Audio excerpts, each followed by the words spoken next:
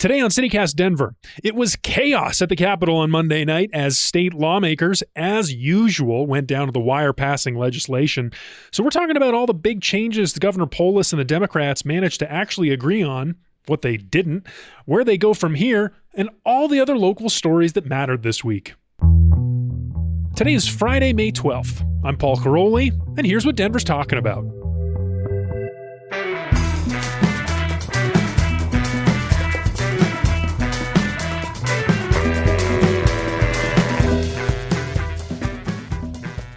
Welcome back to CityCast Denver, the show about the state that is technically not a rectangle, but is in fact a hexahectaenneaconta-chi-heptagon. You pulled it off.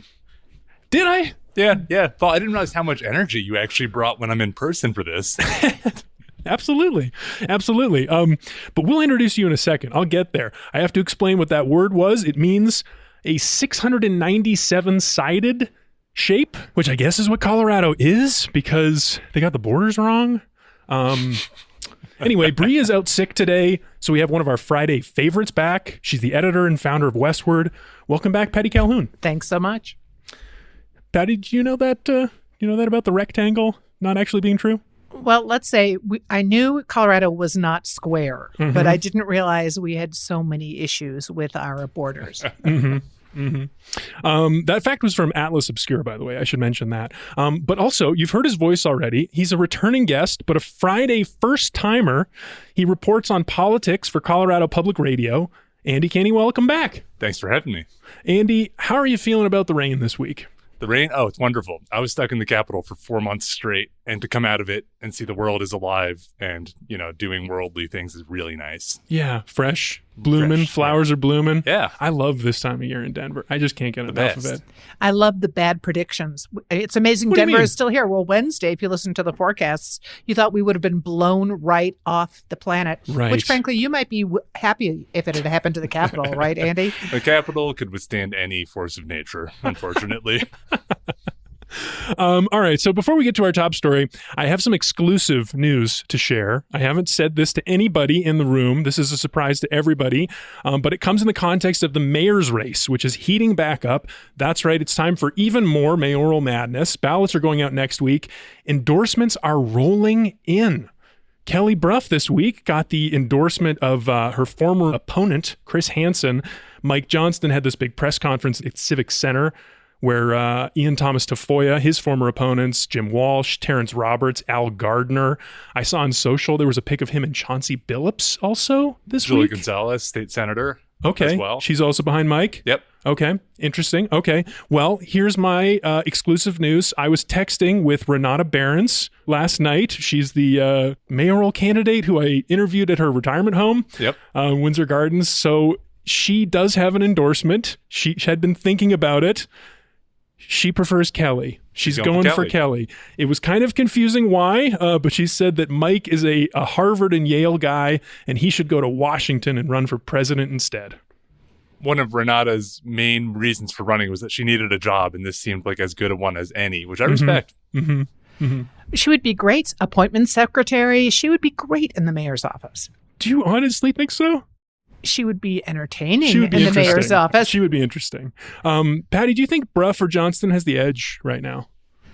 I would say Johnston, but with no evidence at all beyond just people I have talked to around town. Okay. No, there's no polling that I've seen that's recent. But I just have that feeling right now, but it could swing in so many ways. Yeah. I mean, he did win the most votes in the first round. So that's a pretty good indicator. It seems like the endorsement drumbeat, at least this week's, a little bit favored him, but I've not been tracking it too closely. Yeah. And frankly, the endorsements he got wasn't a huge block. I mean, how many total votes would he get from those four? The most interesting part is that Terrence Roberts was pretty ruthless with Mike Johnston in the debates, if you remember, because they'd shared an office at one point.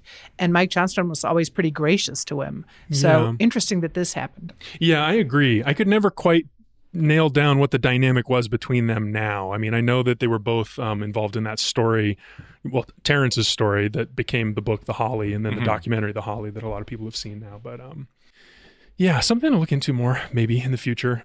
Anyway, listeners, we're talking about the mayor's race. Bree and I did sit down with the two candidates earlier this week, so stay tuned for that next week.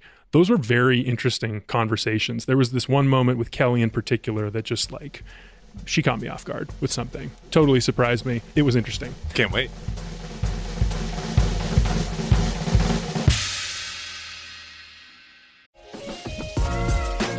Hey Denver, are you ready to explore? The North Face is officially open, right in their headquarters backyard at Park Meadows. Everything you need for your next journey is now all in one spot. From men's and women's outdoor apparel to backpacks, technical accessories, and so much more. This gear is engineered to perform at the limits of human potential, and it's available in a variety of fresh colors and styles for the season ahead. Every piece they create is designed to get you out there. Way, way out there.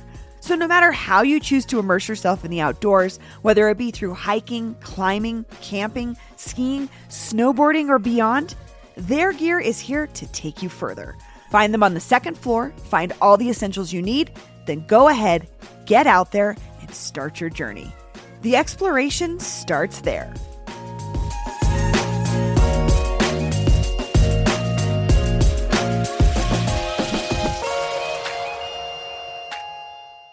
The biggest story of the week this week landed on Monday night as the state legislative session, as usual, came down to the wire. It was a chaotic scene, according to all the headlines I saw, but now that the dust is settled and we can start picking through what they actually managed to pass. Andy, you were at the Capitol on Monday as you were all session. Indeed. What did you see? Well, surprisingly, they actually wrapped up at 10 p.m., 2 hours earlier than they technically had to, but it was not because it was a peaceful and sedate end to session. I mean, it was chaos. It was Republicans walking out of the building in protest of this super fast-moving property tax measure. Mm-hmm. Democrats in the Senate killing off the land use bill, which was the biggest poll's priority of the year, the biggest priority of the governor this year. And just unhappy tidings all around. Democrats in the House caucus really criticizing each other pretty sharply over how the session went. It just seemed like you saw this session where Democrats really tried to exercise their power in big ways. They are a supermajority in the House. They've had power for a while. And with that kind of supermajority power comes some real conflicts over how you use it. Patty, how about you? What are your big takeaways from this session? Well, they say you shouldn't watch legislation being made because it's like watching sausage being made. Uh-huh. I can't even tell if we got a sausage out of this session. It is still so confusing what happened. I mean, we're going to look at HH, which is what we're going to vote on in November for the tax initiative.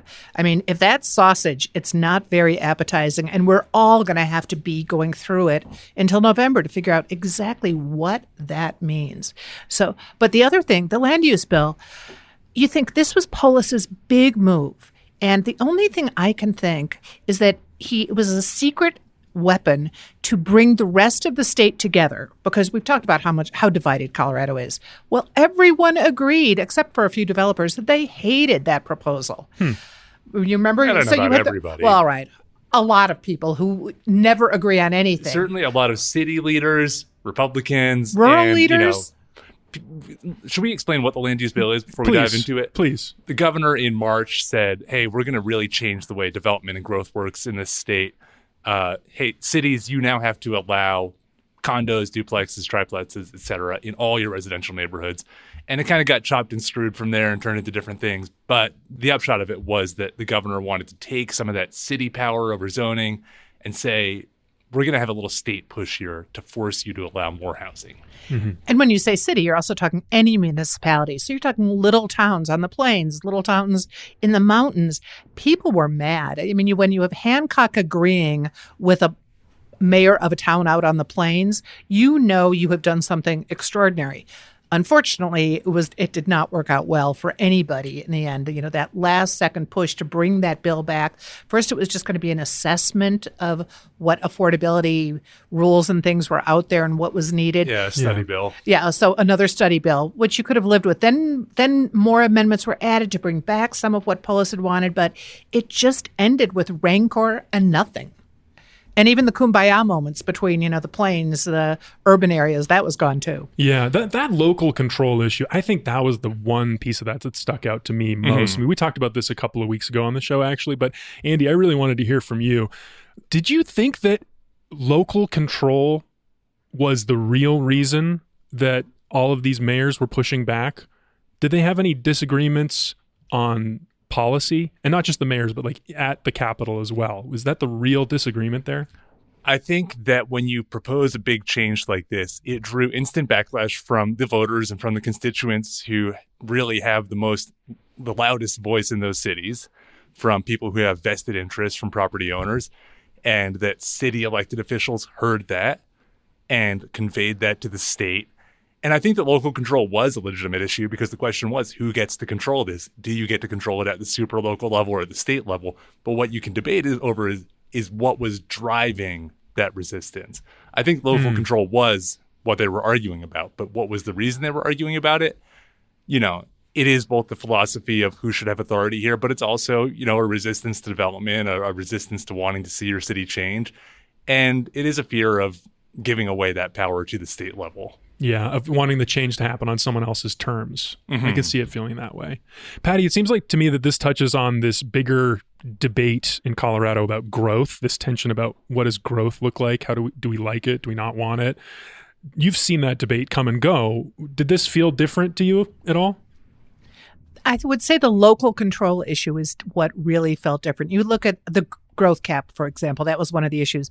You look at Boulder and what's happened in Boulder and Boulder prices because of the growth cap. So that was one of the controversial issues. I think getting rid of growth caps made a lot of towns that had never had to worry about growing too much happy. Other towns didn't like losing that. The big difference now is throwing into the growth of Colorado the cost. It's never been that bad before.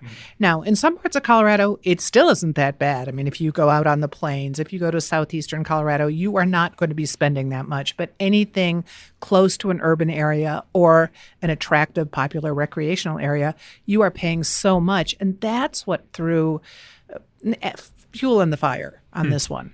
And that's interesting, because that's one of Polis's other big priorities was the cost of living. This has been the drum he's been beating for a long time now. So Andy, how does he come out of this between those two pillars of priorities, the cost of living and the housing density stuff? Well, this was his answer, was that density was a way to deal with the cost of living. And he comes out of it, I think, realizing that he's going to have to do a lot more to convince people that that is the solution, and to show people, like, what is density actually going to look like?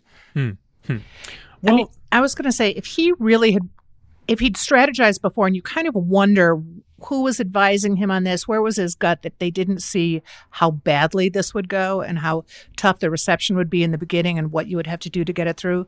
He's going to have to go on a tour of every county fair, I would say. He needs to do a statewide tour to really talk to people about this and sell them on the concept if it's going to come back again and be successful. Yeah, here's how it's going to look in your community. Right. Here's the vision for the Republicans were Montrose or complaining they'd never been consulted. Well, there had been a lot of meetings in advance, but maybe not the Republicans who were complaining were consulted. So, but you really need to get everyone at the table in advance if they're going to try it again. I just didn't see a huge retail campaign to go out to these neighborhoods and convince them, like, hey, nobody's going to come and like tear down your whole neighborhood and build giant apartment blocks. I think if they want to try this again, they will have to go out and really prove to people that they should not be terrified of density and that it can be a benefit to your neighborhood. Colorado, we're all in this together. They need to have a little kumbaya movement. Well, if anyone's curious about what that might look like or what examples they might point to, I recommend going back and listening to our Cherry Creek Week. That's an example of how densification has worked over the last 10 years. They got big buildings there full of people living in apartments and condos. I thought that was a very interesting case study. And that could also be an argument against it, depending on how you feel about Cherry Creek. But, it wasn't just developers, to go back to Patty's point, opposing it. I think you have a growing core of people who just cannot find a place to rent or afford, who do see like an opportunity, who do think that if you just would build some more, they would have somewhere to go, and who are resentful that, many of us own single family homes in neighborhoods that don't allow anything else and see it as exclusionary, that we've not opened the door a little bit for growth. And that's a big change, I think, from the past, where there is a natural and understandable criticism and skepticism of developers. And the question is, can we change that relationship and convince people that development can be okay? All right, well, we should move on. One of the other big narratives going into this session was that Democrats were in total control. They had the governor's office. They had both chambers of the legislature. So this was really a test of what the Democratic Party of Colorado wanted to do. But then here we have at the very end of the session, Andy, you alluded to this earlier, a quote from first-time Democratic legislator out of the Springs, Stephanie Vigil. This is from Axios Denver. She says of Republicans, you're dealing with very, very, very bad men, she told her colleagues. Bad men, violent men, people who want to kill a lot of us. They do. I know that they do. Andy, why is she so angry at Republicans after this session? Well, the entire session, especially in the House, you saw debates over things like abortion, over, how are we going to treat trans people in the state? And when you sit and listen for hours upon hours of testimony about that or lawmakers talking about it, yeah, you're going to hear points of attack and criticism that feel like they are directly going at your identity. Mm-hmm. And certainly, Representative Vigil interpreted many of those remarks as being attacks on herself. And we heard that from women in the Black Caucus especially, and they wanted to see the Democratic speaker do more to gavel down Republicans, while Republicans, of course, say that they were just arguing a rhetorical point and weren't targeting anybody. Interesting. That sounds like a really tense atmosphere. Yeah. I mean, hey, it's politics. That's what it is. Yeah. Patty, what do you think we learned about Governor Polis's Democratic Party this session? Well, we already knew it, but it was confirmed that not all Democrats are created equal. They do not all think the same way. And you could see it just in the incredible range of Democrats in both the House and the Senate in Colorado. So they could have, if they'd wanted to, all work together, get through, because they have a supermajority. They could have gotten almost everything through. But to do that, they would have had to all agree on every point. And we now know they don't. Just the same way we've got to give the Republicans the same look. Every Republican in Colorado is not, a right-wing Tina Peters nutcase, which is great, because if they were, we'd really be in trouble in this state. Yeah, what's interesting is that the House passed a lot of pretty progressive legislation, and the Senate ended up acting as this filter. Democrats, again, as Patty said, control both, but you'd see stuff come out of the House and then just kind of shrivel up and die in the Senate, either in committee or they just let it languish. So the Senate really stopped a lot of this stuff from reaching the governor's desk, such as, rent stabilization, substance use, treatment sites, et cetera. Right.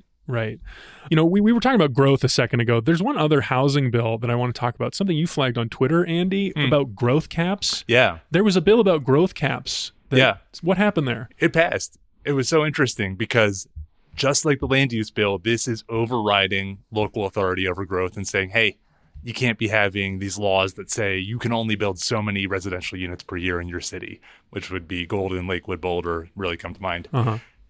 Outlawed those and did it with bipartisan support, where we saw Republicans who were totally opposed to the land use bill were like, yeah, you know what? You're right.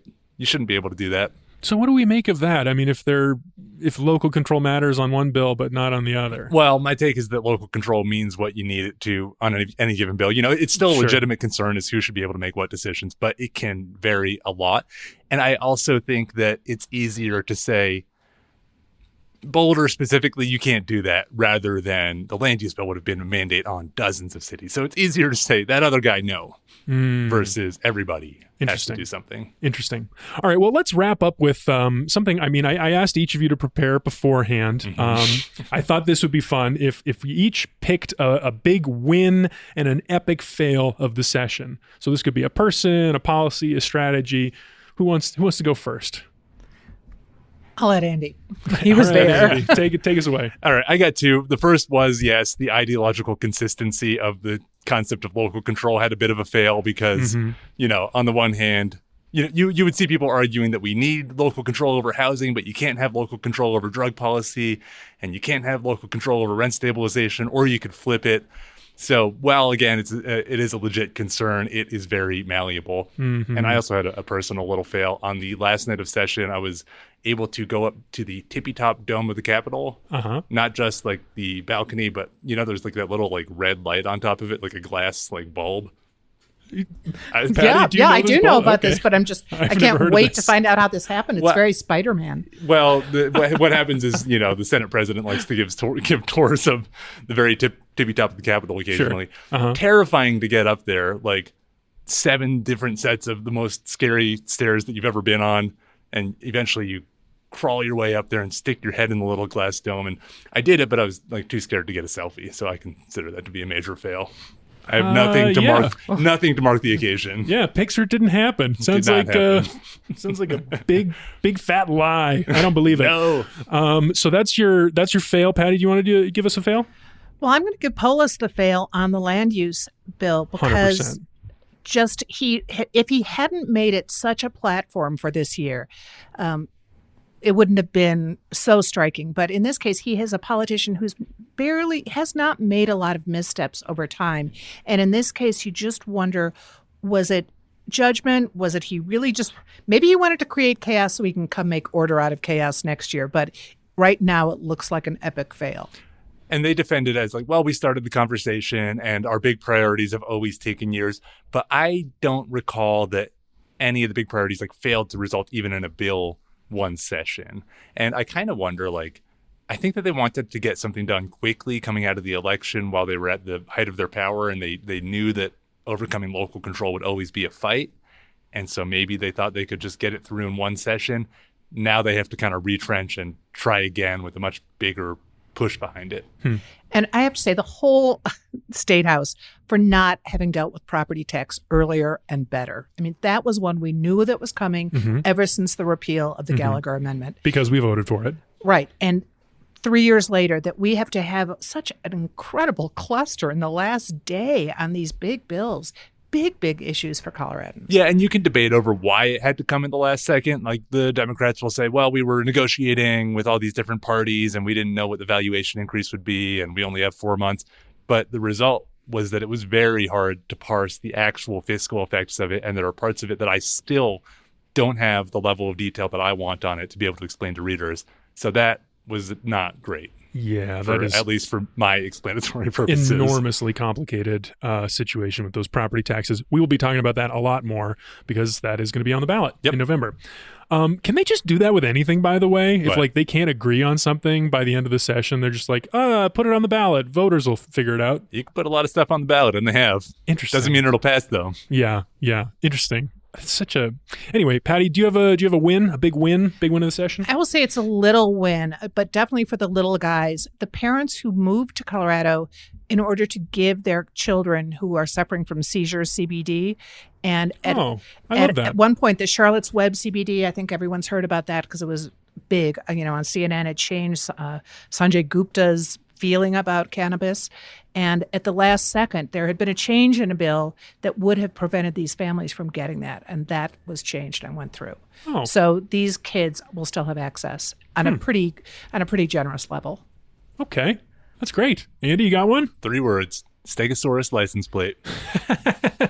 Yeah, we did a show about that with we had somebody from the Dinosaur Ridge come on and talk about it. It's cool. It's a nice story. Who doesn't want a dino on their plate? Granted, not unanimous. Republicans tend to not like license plate bills, see them as a little bit frivolous, but I thought it was funny. Yeah, it was funny. All right, well, let's leave it there. We gotta take a quick break, but we'll be back in just a second with something else.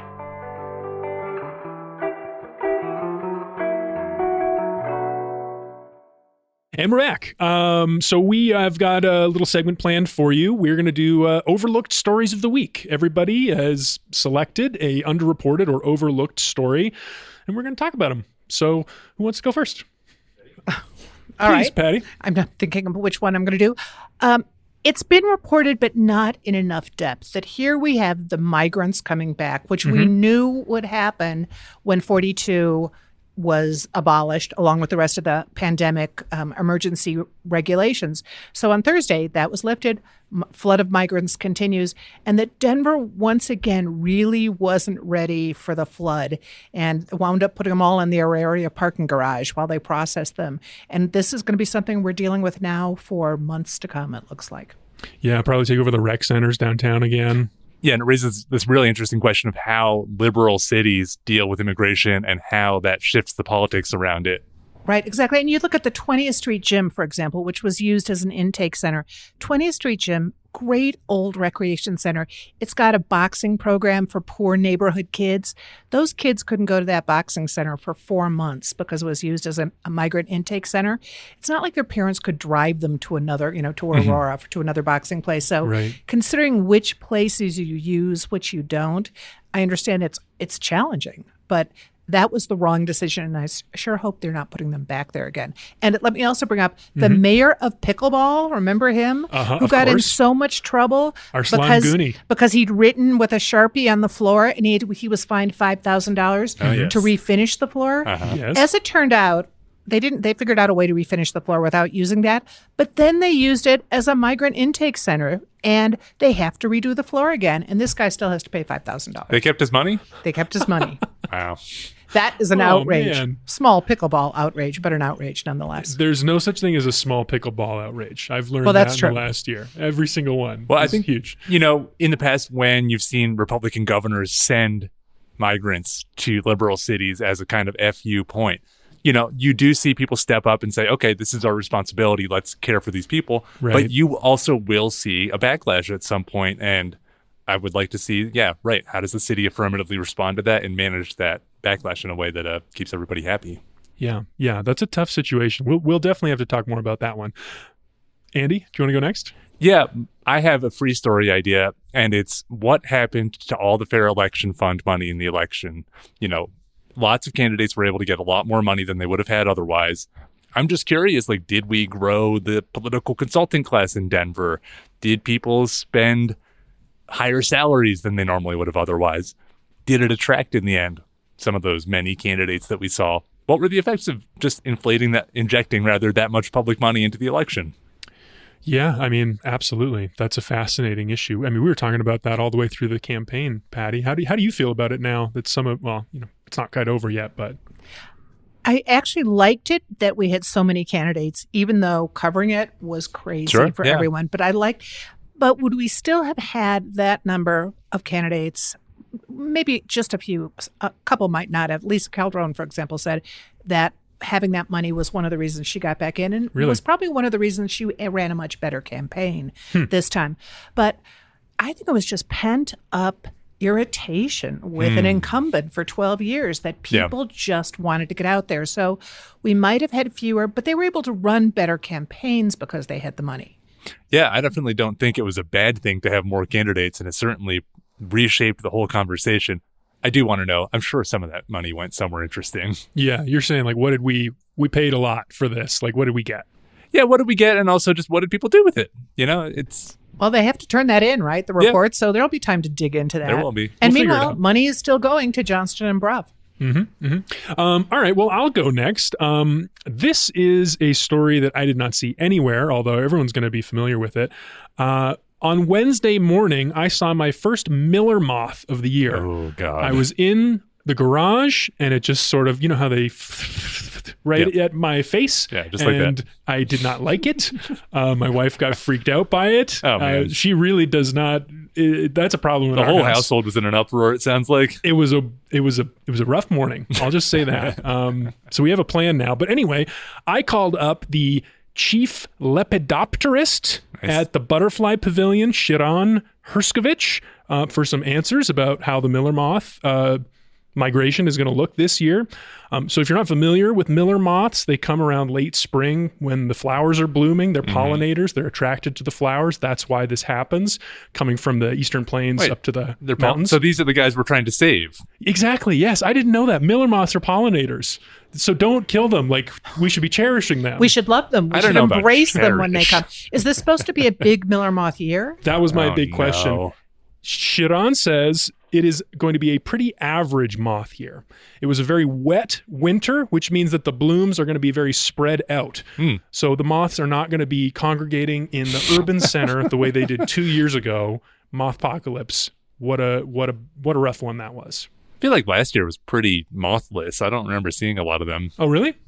Maybe I just wasn't outside. I had my share of moths. We just sent them your way. I guess so. It sounds like they really affect Paul when he does see them. It is a part of my life. Megan really does not like those moths. How about you two? Do you have any preferences? Do you have any feelings about moths? I'd rather not have a moth on me. I don't mind them. It can be a little disconcerting when you happen to go downstairs, turn on the light, and all of a sudden you see you've been invaded. But yeah, it's just if you also grab an item of clothing you forgot to maybe store in an appropriate way and discover there are lots of moth holes. And you got to keep a moth cup around to catch them when they come inside. Well, not now. If they're pollinators, we don't want to kill them, right? Well, I'm just going to put them outside. Oh, okay. There's nothing to pollinate in my house. I just want to get them, take them out where they belong. Okay, good for you. All right, well, we're getting into some fun activities to do around the city, which is perfect because it's time to take another short break and talk about the weekend. What's up, weather fam? Rain or shine, I'm Andy Stein here with your CityCast Denver weather forecast for this weekend. And shoo, what a forecast we've had. We had huge hailstones the size of grapefruits falling out of the sky the last couple of days, all a part of a severe weather system that's been moving through that's still impacting us. You've noticed all of the rain, inches and inches of rain here across the Front Range. And just for a little bit of perspective, Denver usually averages about 14 to 15 inches of rain per year. And just this week alone, we're talking about maybe getting a quarter of that. 2 to 4 inches of rain is possible through the end of this week in total. And it's not going to stop there. This weekend looking rather wet too, with thunderstorm chances both Saturday and Sunday. Highs are going to be pretty cool. We're talking about mid 60s on Saturday and then upper 50s on Sunday. Overall, it is just kind of a cloudy and wet pattern, and it looks like that chance for thunderstorms is going to continue into next week, but at least the temperatures will be warming up just a bit. And we're back. It's time for the official CityCast Denver maybe for your weekend, as in maybe you'll see us there, because as usual, there's so many cool things happening in Denver this weekend, but there's only one where you might see us. We round up our best bets in our newsletter, Hey Denver, every week, and editor Adrian Gonzalez is back to give us his top picks. Adrian, welcome back to the show. Hey, great to be back here in Westward. Great to see you. Hey, Adrian. Yeah. Happy faces. So we're starting off this weekend. It's been a little rainy in the last few days. And they said that the idle hands are the devil's work. Okay. So I've got mysterious. I've got Bitchin' Stitchin'. It is a naughty cross-stitching class. And they sell it as the naughty cross-stitching class that you need in your life. So this one is happening at the Thompson Hotel, downtown Denver. You paid $20. Mm-hmm. They provide all of the materials. They give you the first drink for free. And then you get all your ish out is what they're calling it. So whatever anger you're carrying this week, Paul, I love that. you can go cross-stitch. This is good because I've been getting a lot of nasty stares when I've been doing cuss words at the normal cross-stitching class. This is the one for Andy. Big cross-stitcher, huh? Big time. Cross-stitching is a good medium. It is fun.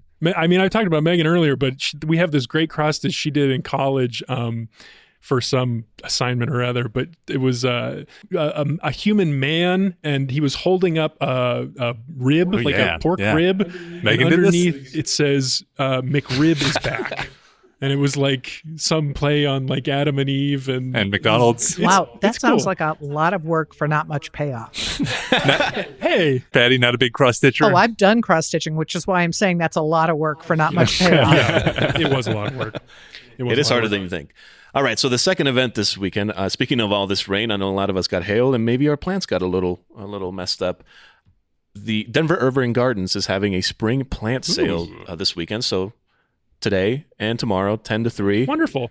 It's at their location off of 33rd and Arapahoe, so get yourself new plants. They'll have DJs, workshops, if you don't, they really throw a party. Yeah, DJs. Well, yeah, for the plants. DJs for the plant makes sale? the plants grow better. That's great. A little house music. It seems like a good Mother's Day activity, a plant sale, right? Yeah, absolutely.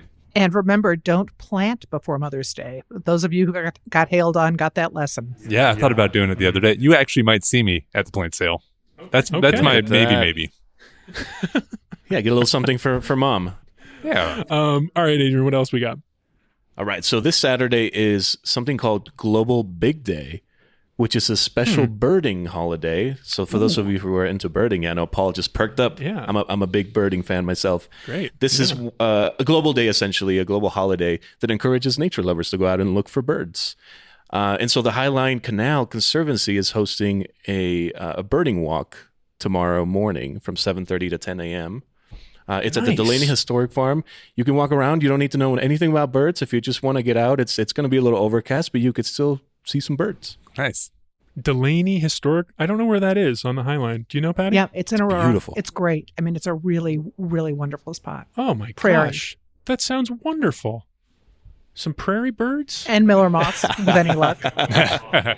All right. Then the fourth event that I've got for us this week, we have something called Viva Streets, which is a program put together by the Downtown Denver Partnership, where they shut down about 3.5 miles of city streets throughout Denver, or they shut them down to cars. And let pedestrians roll through. You can walk through. This is a good one to take your mom to. Oh, okay. There were 4 Sundays throughout the year. The first one kicks off this Sunday, May 14th. It's from 8 a.m. to 2 p.m. Mm-hmm. So they shut down streets. I think it's Broadway between Alameda and 20th. Wow. And then Welton Street from 20th to 5 Points. So same thing, that there are also DJs at this one. So if you're a DJ fan, this is the weekend for you. There's too many DJs. That actually sounds really cool. I'd like to see what a street And looks if like. I can add, they then from 10 to 6, Taste of Colorado is being divided up. The normal Labor Day event is being divided up, and it's parallel with this, so that there will be events in Civic Center Park on the 4 days of Viva Streets. But there will be no Taste of Colorado Labor Day weekend. Oh, so they divided it. So they divided it. So you've got to consider how you feel when you want your turkey legs. Well, that's a lot of walking. You can walk off the turkey leg. Down through the center Broad. That sounds really cool, actually. Those are like downtown big streets. I like the sound of that one. Well, what do we think? We got Bitchin' Stitchin'. We got the plant sale, Denver Urban Gardens plant sale. We got the global big day. Oh, I just in birding, there's like a big year where you try to see as many types of birds as you can. So big day must be like a... Yeah. Okay. So we got big day and then the Viva Streets first Sunday. Interesting. Okay. A lot of good options. Anything we can... What do you think? I'm going Patty? with Viva Streets just because it really needs to work. Yes. You really want this one to work. If it doesn't, for all the downtown and decay people, you want this to look good. Mm-hmm. And Denver is looking good downtown. So I vote for Viva Streets as well because I can see a bird any day. Oh, every day is a big day. All right. Well, I like Viva Streets too, actually, That's right. because I'd rather be in the street partying than dealing with the traffic around the shutdown streets. Okay, and there you have it. The official CityCast Denver may be for your weekend, but there's way more where that came from. Adrian's got plenty more recommendations in our newsletter, Hey Denver, which you can subscribe to right now by texting Denver to 66866.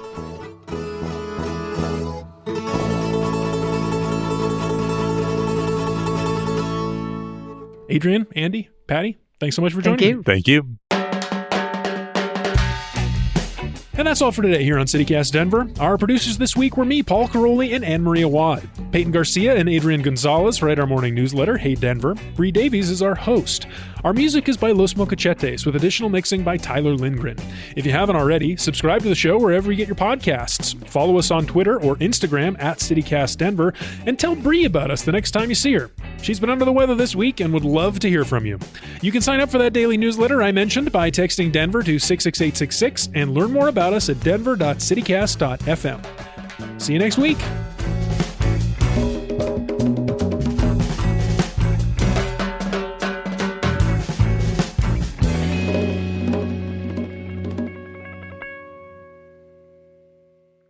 Today on CityCast, Kakariko Village. Calamity Ganon has fallen, thanks to a great hero in a green tunic. Who is this mysterious champion? Plus, Princess Zelda says she wants to rebuild Hyrule, but who's going to pay for it? What are we, made of rupees? I guess it's time to start smashing some pots. Today is Tears of the Kingdom release day, and I could not be more excited.